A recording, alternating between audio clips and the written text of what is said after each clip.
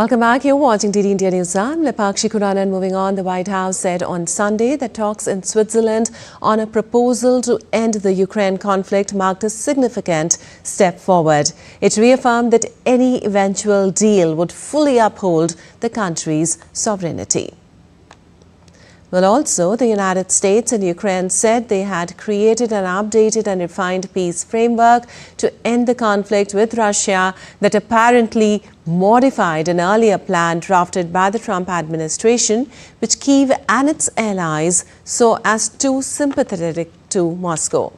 Now, in a joint statement released after talks in Geneva between US and Ukrainian delegations, the two sides said their discussion was highly productive and said they would continue in the coming days. Also, though, they did not provide specifics about a host of issues that must be resolved, including how to guarantee Kyiv's security from the threat posed by Russia.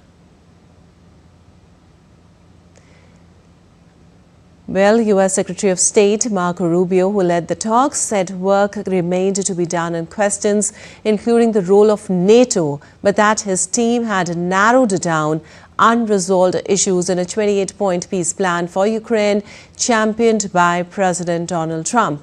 Now, U.S. and Ukrainian officials were discussing the possibility of Zelenskyy traveling to the United States maybe as early as this week to discuss the U.S. peace plan with Trump. Rubio said the United States still needed time to address the pending issues. He hoped a deal could be reached by Thursday, but suggested that it could also take longer.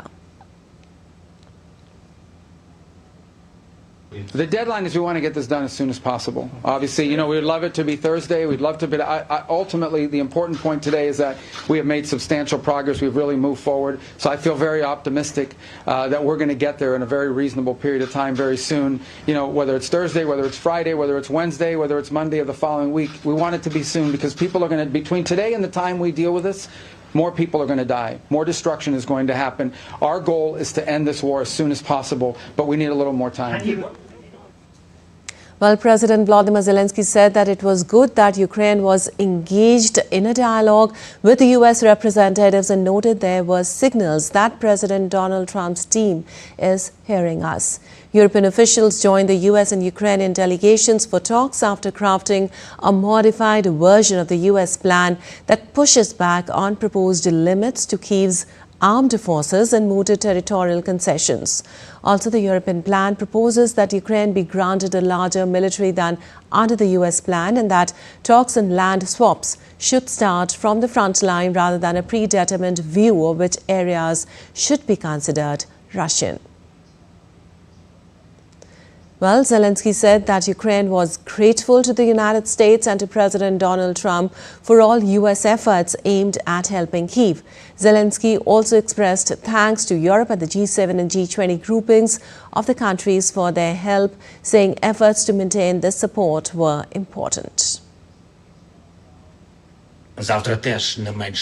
Now, I am hearing that partners' intelligence agencies are informing them that the Russian point of view is starting to be introduced, including via some Ukrainian entities. This is something that clearly doesn't help. We have the position of our state. We have our Ukrainian dignity. We have to move in the direction of strengthening it, not undermining it. I am expecting to be heard by those whom that concerns.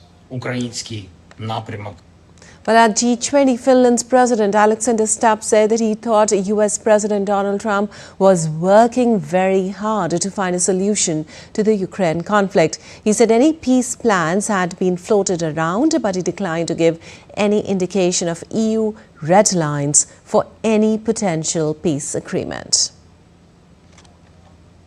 I think the plan in many ways is relevant on three levels. One is Ukraine. There are issues linked to land, there are issues linked to troops. Secondly, it is of relevance, of course, for Europe and European security because it touches upon issues linked to the EU and to NATO.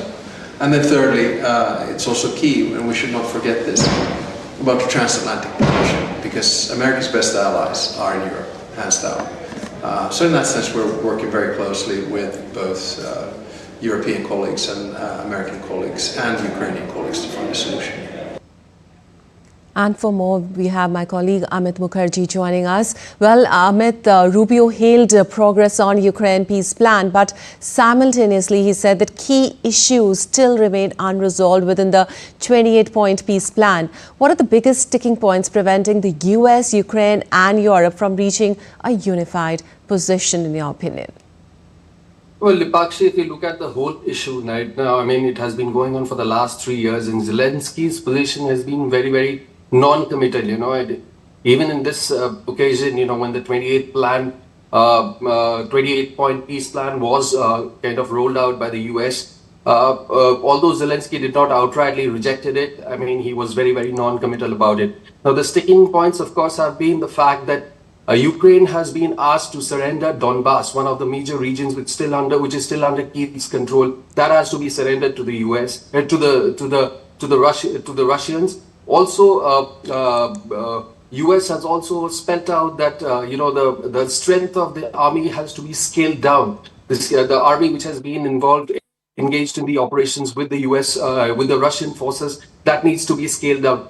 And also the fact that, the kind of arms which Ukraine has been asking for from NATO as well as from the US, they will have to give up on those. Those are the primary issues that have been the issues of contention as far as Kyiv is concerned. Also the fact that European Union has not been involved in it, absolutely. And, this 28-point plan has been worked out by Witkoff and, Kirill Dmitriev of Russia. And, Kyiv has always been saying that, somehow the whole plan seems to be, favoring the Russians. So these have primarily been the issue of contentions. And even, when Marco Rubio was having this dialogue with the Ukrainian delegation in Geneva, there were issues which Kyiv was not, it's very clear that they were not very happy with that. But at some point in time, also the US president intervened and said very categorically that Kyiv has been very, very ungrateful as far as, the whole peace process has been concerned with respect to the US role. So, a lot of pressure still is on Ukraine to kind of accept the deal. But, going forward, we'll have to look forward because it seems that Rubio has already returned after completing this meeting in Geneva back to the back to the US. Right. Amit, also European officials have pushed back against the limits on Ukraine's armed forces and the possible territorial concessions also. How significant are these differences between the US and Europe, and could they delay the potential agreement?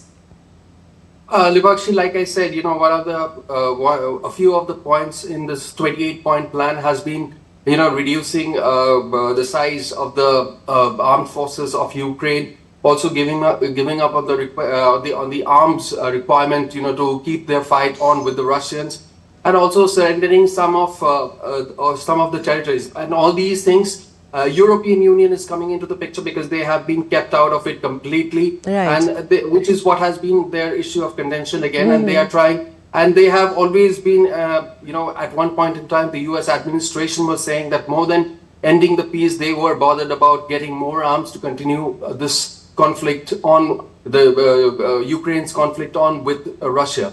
So, at some point in time, the US was doubting European Union's role in terms of ending this whole peace process, because they thought that the European Union was scouting for more action and, continuation of this war. Lipakshi?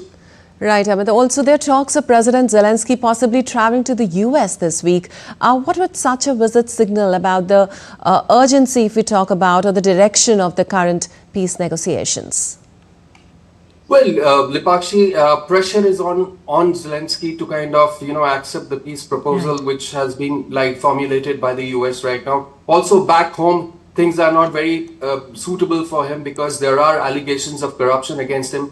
About $100 billion has been allegedly been swindled out of the energy funds, and that has gone into corruption. That is what people of Ukraine has also been saying. So there is a lot of pressure on Zelenskyy, and definitely even the US wants this conflict to come to an end. And President Donald Trump has already said deadline of Thursday for Ukraine to accept the deal which has been laid down before it, and the negotiations were on. And in fact, Marco Rubio has been pressing really hard to make the Ukrainian delegation accept most of the points which are laid down in this peace plan. Of course, Ukrainians are, again, like I said, they have not been very committal about it, although they are not refusing it. They are finding ways to kind of bargain really hard and also bring in the European Union as far as this negotiation is concerned. Lepakshi? Absolutely. Thank you so much, Amit, for those inputs.